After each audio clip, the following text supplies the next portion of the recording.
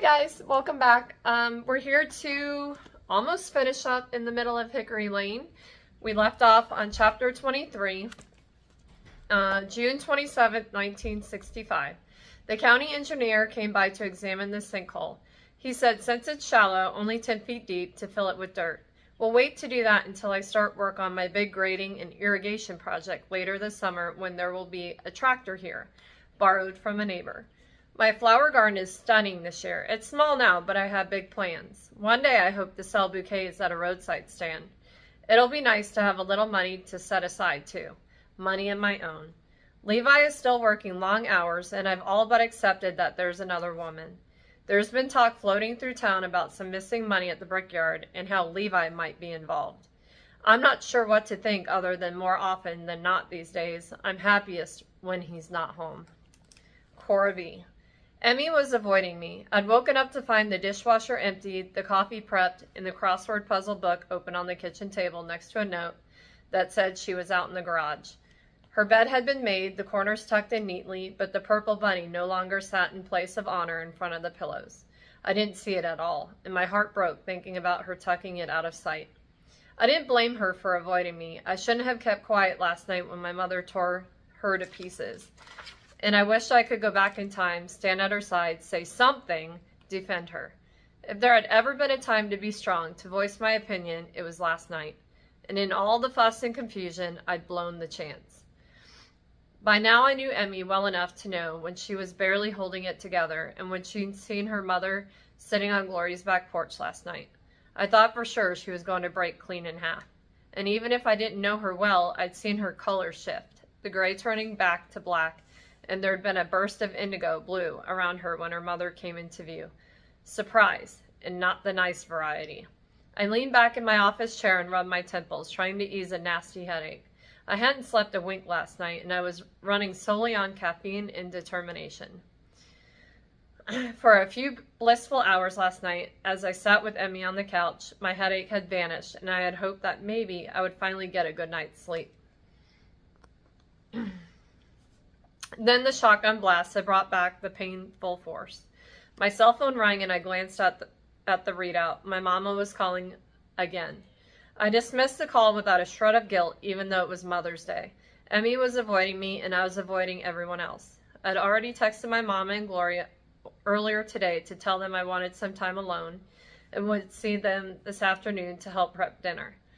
Glory had simply texted back that everything would be okay. My mama had started calling. Thankfully, she hadn't come over yet, and I suspected that it was Glory keeping her where she was, telling her to give me time. Heat flooded my cheeks at the memory of the way my mother had talked to Emmy last night, and at how Emmy had shouldered it all so gracefully. Although she had said she'd be in the garage when I went out there to apologize, the space had been empty. Her supplies were still out, so I knew she hadn't gone far, but the longer I waited around, the more I felt like she was staying away until I left again. Finally, I'd come back inside to practice my apology a little bit more. I hoped that I wouldn't sob my way through making it, and that she'd forgive me. Last night, my mother had said that we really don't know Emmy at all. Those words had echoed through my head all night, haunting me. Because my mama was wrong. I knew exactly who Emmy was. I'd seen who she really was these last few weeks. I'd seen her love for Glory, her care for Dorothy, her work ethic, her thoughtfulness. I'd seen her fear, her bare soul, and I saw the way she had cautiously opened up like a flower, unfolding its petals for the first time. I let my head fall back, my eyes closed. If only I could sleep for a while, then maybe I could convince my mother to look at Emmy the way I did, to see her and not Crystal Lee. She'd been trying. I'd seen her efforts, but then last night had ruined everything. Eventually, as I sat there with my eyes closed, my thoughts drifted to Jamie. He hadn't yet returned from Birmingham, and I missed him. I missed his smile, his beautiful, milky blue eyes, the way he always seemed to support me physically with his steady hand, and emotionally in the way he believed in my design talent. I wished he were here to talk about the news that it had been my grandfather in the garden, and about what had happened with Crystal Lee. I wished he were here to hug me. I simply wished he were here. What do you want, Cora V? Why did you answer to that suddenly seemed so clear? Lifting my head, I rubbed my eyes and glanced at my computer screen. The only silver lining to my sleepless nights lately was that it allowed my mind to run free with design ideas. It was almost as if I was simply too tired to edit myself, to rein in my crazier concepts. And for some reason, my brain wouldn't stop thinking about the bee yard. So much that I'd gotten up in the middle of the night to tweak my design. I'd added an L-shaped open-air extension to the current project that had a domed roof and a series of brick dome structures at the back, open-air stalls that resembled the beehive kilns that had once stood there. Ooh, it's hard to breathe. I'd labeled this extension the Bee Yard Sweet Place. Combining the retail area with the sweet place was a compromise that benefited everyone. Even while I worked on the project, I recognized it was a pointless endeavor since I was no longer in the design competition. Still, I couldn't have stopped myself if I'd tried. I needed to get the design out of my system so see it come to life in the renderings. Picking up my coffee mug, I found it empty. I didn't even remember drinking it. Deciding that more caffeine was the only way to make it through the rest of the day, I reached for my crutches. I stood, wobbled, and nearly fell over. My arms and legs felt laden. My eyes drooped. I skipped the coffee pot and went straight to the couch and propped myself up for a nap. Just 10 minutes would do me wonders. 10 sweet minutes. I closed my eyes, waited for sleep to take over. But my mind whirled with thoughts about my grandfather and his fate. Had he been chasing Bee when he fell into the sinkhole? Why hadn't anyone found him in the sinkhole when they searched the property? Where was Bee?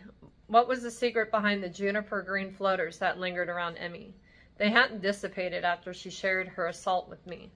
Why was my mama so stubborn? I missed Mabel. I should bake peanut butter cookies, Emmy's favorite. A peace offering. How had Crystaline known where to find Emmy? Would Dorothy ever agree to a retirement home? Would she ever find the picture she had of Bee? Would I ever get a good night's sleep again? Where was Bee? Would we ever find her? I started counting sheep, then reciting song lyrics in my head, then counting sheep backward. When I couldn't stand lying there anymore, I sat up. My leg under my cast itched, so I used a crochet hook to scratch it and swore under my breath in utter frustration. I'm so tired. I should just get up and make those peanut butter cookies for Emmy. Wiley used to love peanut butter cookies too. Peanut butter anything, really, especially peanut butter and potato chip sandwiches. Ew. A fuzzy image of Wiley formed in my mind, as if I was starting to forget what he looked like. Tears gathered instantly as I desperately tried to force the picture into focus, to fill in the gaps of the life I was missing out on. I felt tears rolling down my face. It was clear to me that the pain of losing him would likely never go away. It might fade, like the image of him in my head, but it was now a part of me, same as the scars on my scalp and back.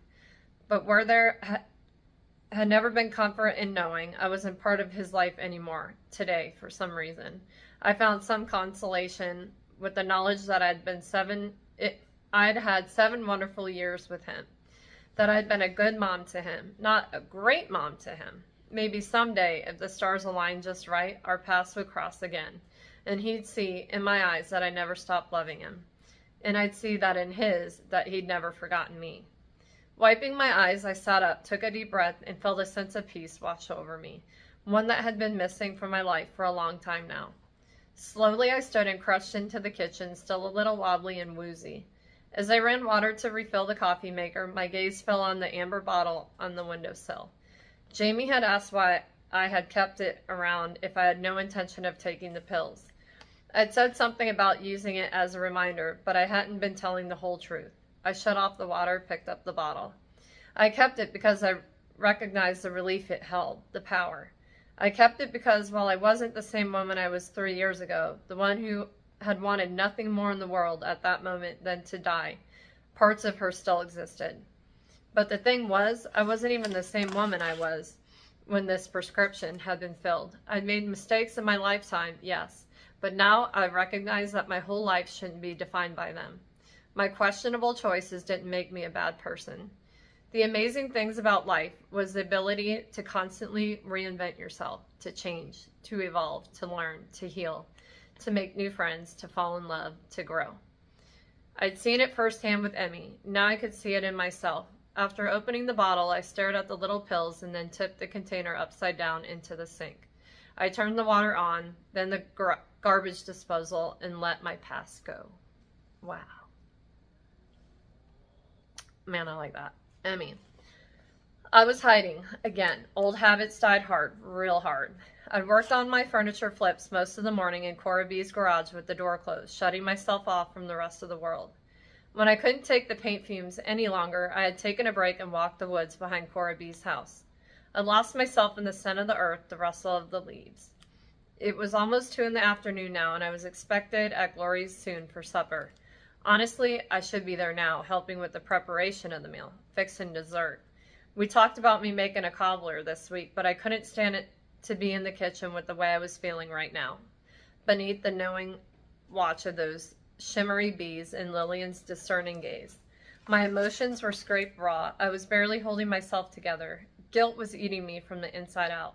I couldn't keep lying to Glory, to Cora B, but if I told them the truth, I'd have to leave Sweetgrass immediately, walk away in shame. All I'd ever wanted was a loving family. For a blissful while, I'd gotten one. Leaving them was going to be the hardest thing I'd ever done in my life. Knowing I couldn't put off the inevitable indefinitely, I'd finally gone back into the house to clean up for dinner, grateful to find that Cora B wasn't there. She'd left the note on the kitchen table that she'd gone over to Glory's house, as if I didn't know where to find her. The note had been sitting on top of a plate of peanut butter cookies and was signed, Love, Cora B.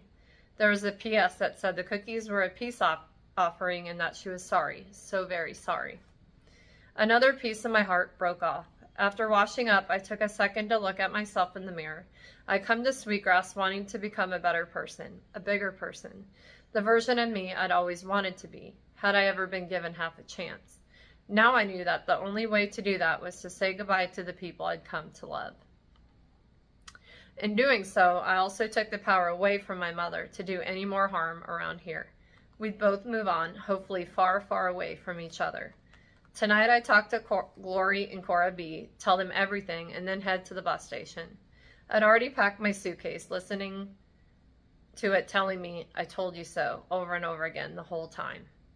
I ought to march myself over to Glory's and confess right now, but sharing one last meal with them, one last supper, was too much of a gift for me to pass up. Once I stepped outside, however, I gave in to the strong desire to wander into the garden for a few minutes. I picked suckers off Dorothy's tomato plants, said hello to my budding flowers, telling them I'd be leaving soon, and that Glory would take over caring for them. Lastly, I sat on the ledge of the gazing pool, feeling the fern fronds brush against my calves. I closed my eyes. An airplane flew high overhead, a lawnmower droned on from down the street, a dog barked. What am I listening to? Life, Emmy, life. I opened my eyes and gazed down at the water in time to see a bee skim its surface. A cloud drifted in front of the sun, changing the light, and the burbling quieted. A milky image appeared in the water, and at first I had no idea what I was seeing. Gradually, the image became sharper, clearer. It was a living room. 2 sofas sat in an L shape, and next to a low wooden coffee table, a baby, a year old or so, sat on the floor. She was crying. A man was yelling, his face floored as he gestured wildly. In one hand, he held a lit cigarette, in the other a short glass of amber liquid. It was the same man who knocked over the bee boxes, dressed the same way as well. Dark trousers and a white t-shirt, Levi assumed, and I immediately knew I was watching this scene from Bee's eyes. She was sitting on the couch, a hand held to her face, and when she pulled it away, blood covered her fingers. Levi kept yelling, motioning toward the screaming baby, his anger making him look like a monster. He threw his glass against the fireplace, where it shattered, making the baby cry even louder. Then he tossed his cigarette at Bee, who ducked out of its way. He surged toward the baby, his hands fisted. Bee leaped up and grabbed the little girl, cradling her protectively, and Levi came after them both. She dodged his punch, and when he lost his balance after throwing it, she shoved him. He toppled back over the coffee table. Fury lit his features, making them glow red as he tried to scramble to his feet. Bee ran. She ran toward the front door, stopping only for a brief second in a hallway to grab her handbag, which sat on a console table in the entryway. In the mirror above the table, I saw her face for the briefest moment, and I nearly cried at the sight of the blood, the swelling, the panic in her eyes. She dashed into the night, practically throwing the baby through an open window of a car parked in a circular driveway. then tossing her handbag in next. But before she could get inside, lock the doors, Levi came flying out of the house. She fled on foot around the house into the moonlit night, toward the garden. Just beyond the gazing pool, she stopped to hide behind the live oak tree in order to catch her breath. Her chest heaved. Using the cover of the tree, she looked behind her, and I wanted to scream, to never look back. In the murkiness of the night, a dark silhouette moved steadily across the backyard toward her, illuminated by the golden glow of the lights from the inside house and the brightness of a full moon. It was as if he knew exactly where she was hidden. Bea looked down at her feet. They were bare, cut, and I wondered if she'd twisted an ankle. When she looked back at Levi, he was glancing over his shoulder toward the house. When he faced front again, there was panic in his eyes and fear etched into his face. He started to run faster, but kept looking over his shoulder. I squinted, trying to see what he was seeing, but I realized the scene was fading away. The clouds shifted once again, and the water offered up its sympathies with soft burbles. My heart thumped wildly. As I waited for my pulse to calm, I could hear Glory telling me that the gazing pool didn't show the past to just anyone. It had to be someone special, someone worthy. I had no idea why it had shown me what happened the night Bea had disappeared. I wasn't worthy. I wasn't special. I was just Emmy, and I didn't really know who I was anymore. Chapter 24. Glory's Garden, lesson number 12. Oh, look at your bed, hun. It's coming right along, isn't it? Your anemones are trying to outshine all the others, aren't they? Usually they're so meek, but they are so cheeky little darlings. If you can't tell by those delicate rosette faces, they're related to ranunculus. So you know charm is in their genetic makeup. But did you know they represent anticipation? And it's also said that anemones are protection plants that ward off evil and ill will. Huh. Maybe with your mother in town, we should plant a few more? Certainly can't hurt, and this kind of protection is a sight easier on the ears than a shotgun blast. I'll get the shovel. Emmy. Sunday supper had been oddly lively, full of false cheer. It was as if everyone except me was going out of their way not to talk about the night before, not to talk about me. No doubt Glory was behind this merry show, her way of trying to protect me. But behind the forced laughs, the exaggerated stories, I felt the sideways looks, the curiosity. I hadn't been able to eat a single bite. I'd simply pushed my food around my plate and kept my mouth shut, even though May and Cora B had tried hard to draw me into conversation. When I saw the frame I'd gifted Glory sitting proudly on the mantel with the other family photos, it had taken everything in me not to start sobbing.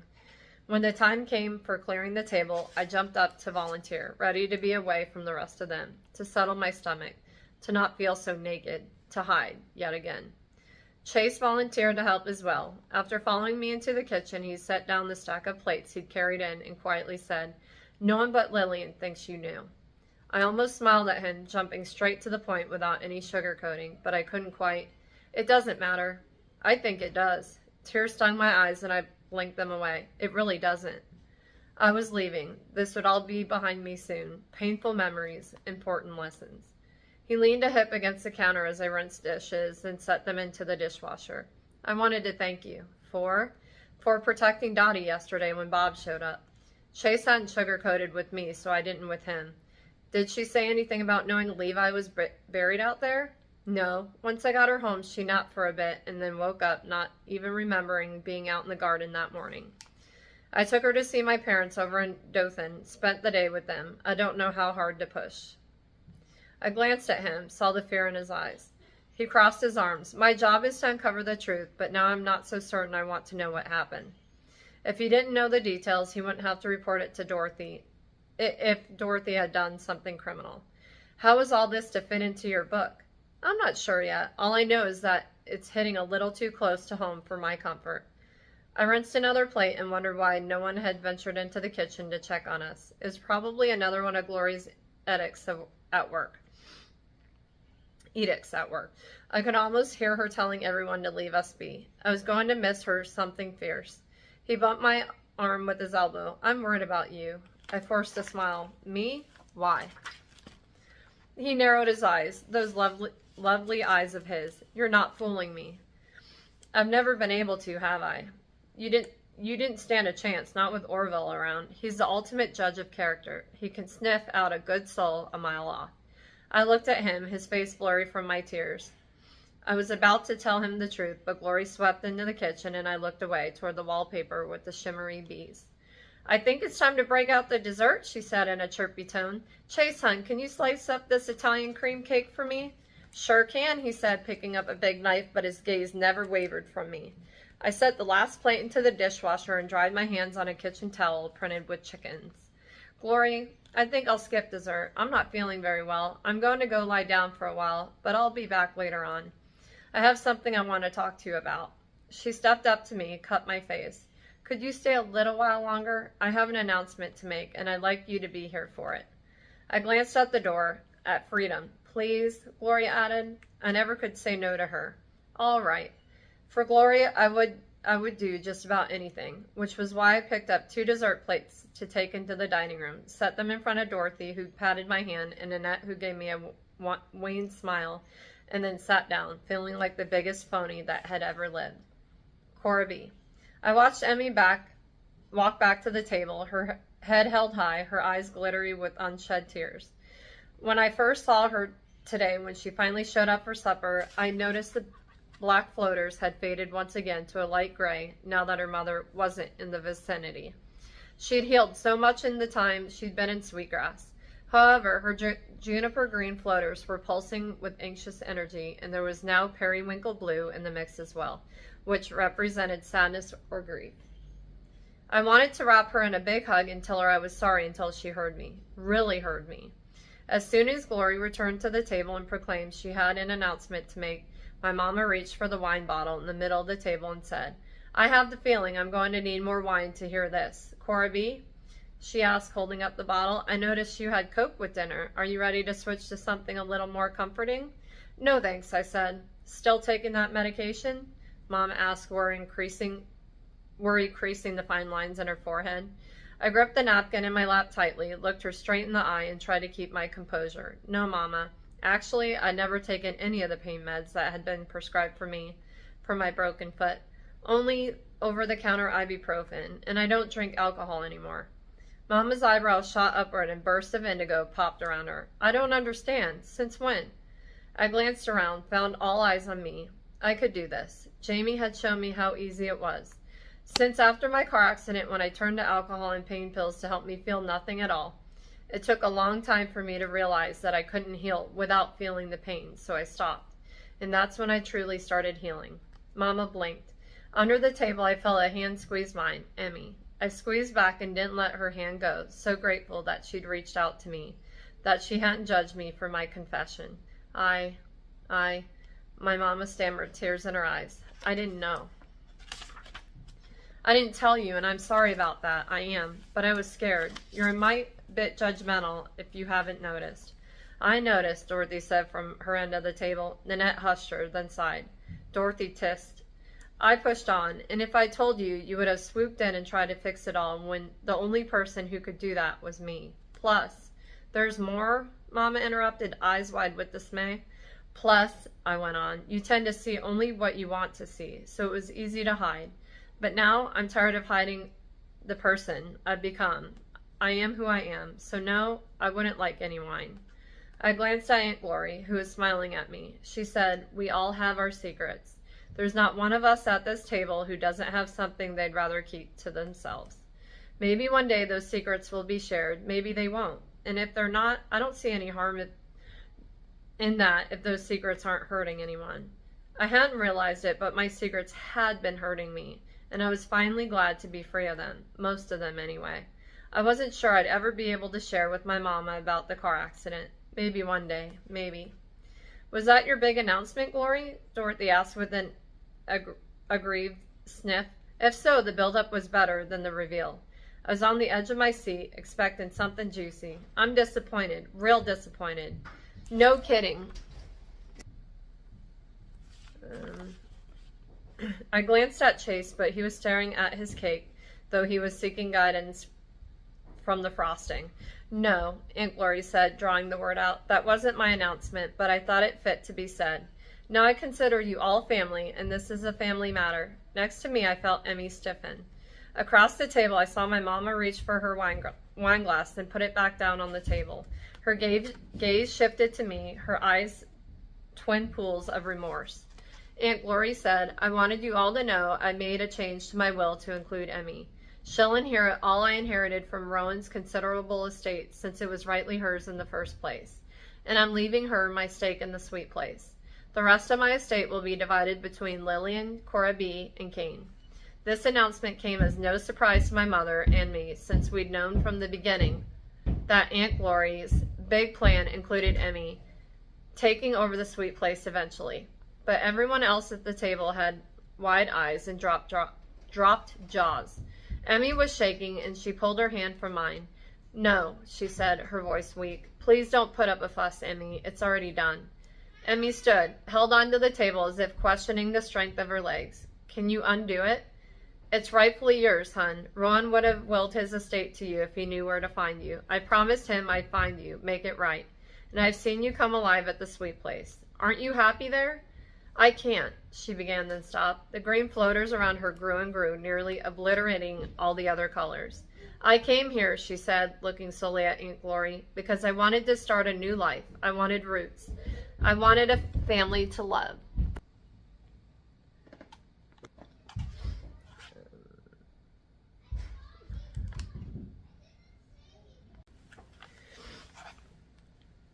I hadn't realized it, but my secrets had been hurting me, and I was finally glad to be free of them, most of them anyway. I wasn't sure I'd ever be able to share with my mama about the car accident. Maybe one day, maybe. Was that your big announcement, Glory? Dorothy asked with an aggrieved sniff. If so, the build-up was better than the reveal. I was on the edge of my seat, expecting something juicy. I'm disappointed, real disappointed. No kidding, we all have secrets. She blew a raspberry. I glanced at Chase, but he was staring at his cake as though he was seeking guidance from the frosting. No, Aunt Glory said, drawing the word out. That wasn't my announcement, but I thought it fit to be said. Now I consider you all family, and this is a family matter. Next to me, I felt Emmy stiffen. Across the table, I saw my mama reach for her wine glass, then put it back down on the table. Her gaze shifted to me, her eyes twin pools of remorse. Aunt Glory said, I wanted you all to know I made a change to my will to include Emmy. She'll inherit all I inherited from Rowan's considerable estate since it was rightly hers in the first place, and I'm leaving her my stake in the sweet place. The rest of my estate will be divided between Lillian, Cora B., and Kane. This announcement came as no surprise to my mother and me, since we'd known from the beginning that Aunt Glory's big plan included Emmy taking over the sweet place eventually. But everyone else at the table had wide eyes and dropped jaws. Emmy was shaking, and she pulled her hand from mine. No, she said, her voice weak. Please don't put up a fuss, Emmy. It's already done. Emmy stood, held onto the table as if questioning the strength of her legs. Can you undo it? It's rightfully yours, hun. Rowan would have willed his estate to you if he knew where to find you. I promised him I'd find you, make it right. And I've seen you come alive at the sweet place. Aren't you happy there? I can't, she began, then stopped. The green floaters around her grew and grew, nearly obliterating all the other colors. I came here, she said, looking solely at Aunt Glory, because I wanted to start a new life. I wanted roots. I wanted a family to love and to be loved by a family. But the truth of the matter is that you weren't mine to love. I was 14 years old when my mother told me that Rowan wasn't my real father. I don't know who is. I don't know who I am. But I do know you're not my family, and I can't take your money, and I can't stand Sweetgrass. I'm leaving tonight. I've already packed. Silence fell across the room. It seemed even the outdoor noises had gone quiet, as if birds and bugs had been taken by surprise too. Now that's an announcement, Dorothy said, slapping her hand on the table. Dottie, Chase warned. I glanced at my mother, who was still watching me with deep sadness in her eyes. I was waiting for her to say she'd been right all along, and I was stunned when she kept silent. I'm sorry, Emmy said as tears rolled down her cheeks, dripped off her chin. Glory drew herself up and said loudly, Hogwash! Emmy wiped her cheeks. I really am sorry. I love you and Cora B., and I never meant to hurt you. Not ever. But you needed to know the truth. No, no, Aunt Glory said with a flurry of hand gestures. It's hogwash that you're not Rowan's child. But who are you going to believe, Emmy Wynn? Your mama or me? Because I don't have a single doubt that you're my granddaughter. Not one single one. Never have. It's true that except for your freckles, you don't resemble him much, but I see him in you clear as day. I see it in the way you love animals. I see it in the way you don't mind getting your hands dirty. I see it in the way you love peanut butter. I see it in 100 little ways. You're ours, plain and simple. I think so too, I said, jumping in. I've thought so from the first day I met you, when you touched the wallpaper in the kitchen. You're connected to this land, same as me, as Mama, as Aunt Glory. There's a thread between us. I think you're Rowan's too, Nanette said, and May beamed at her. Oh, I know I had my doubts at first, but I soon saw the truth of it. Rowan had such an artistic eye. Remember how he used to rip apart old toasters and things to make steampunk art? Emmy's got that talent in her, an ability to see something beautiful in what someone else would throw away. My mother had no reason to lie, Emmy said faintly. Seems to me lying is like breathing to her. The shocking thing would be if she told you the truth, Aunt Glory said. My mama coughed and said, I might be able to shed a little light on this situation. All eyes turned to her. She looked at Emmy. I owe you an apology first and foremost. Cora B is perfectly right when she said, I like to see only what I want to see. In you, I only wanted to see your mother. I couldn't get past the misery she put this family through when she took off with you, or the pain she caused me by pretending to be my friend. I was wrong to judge you, and I'm sorry. But while I was desperate to prove you weren't just like your mother, I did something for which I'm not real proud. Mama, oh no, what did you do? I asked her. Mama pulled her shoulders back. I stole Emmy's DNA. Dorothy slapped the table again, and Chase quickly covered her hand with his own and didn't let it go. You did what? Aunt Gloria asked. And I stole yours too, Mama said evenly. Oh, Lord. I took dental floss from Emmy's bathroom trash can, and I took hair from your brush, Aunt Glory, since a DNA link would be strongest between the two of you. You see, I want the truth as much as anyone. Last Wednesday, I sent the samples to a lab that does DNA tests. It takes a little longer for the test because it's not the usual mouth swab, so I haven't gotten the results yet. They're due to arrive tomorrow morning by 9. We'll know then whether Emmy is related to us. I met her gaze and could easily read the apology in her eyes. I hope that when she looked at me, she saw my heart and all the love it held for her. Like I said, I have no doubts, Aunt Glory said, standing firm in her opinion. I already know, but since I can see Emmy is still worried, perhaps the test will lay all the questions to rest. So you can't leave tonight, Emmy, not until you know the truth. Promise me you won't leave until you see the results. Emmy's watery gaze didn't waver from Aunt Glory's face, but I could practically see the battle she was waging internally. Finally, she said, I promise. Aunt Glory beamed. That's a good girl. Now, good gracious, can we eat some cake? Emmy dropped back down into her seat, and this time I reached over and took her hand in mine. She didn't look my way, only kept staring at her plate.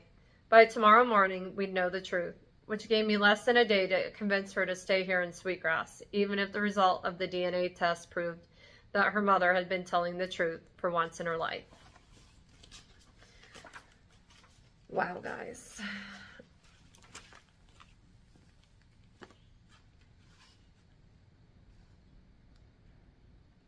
Wow.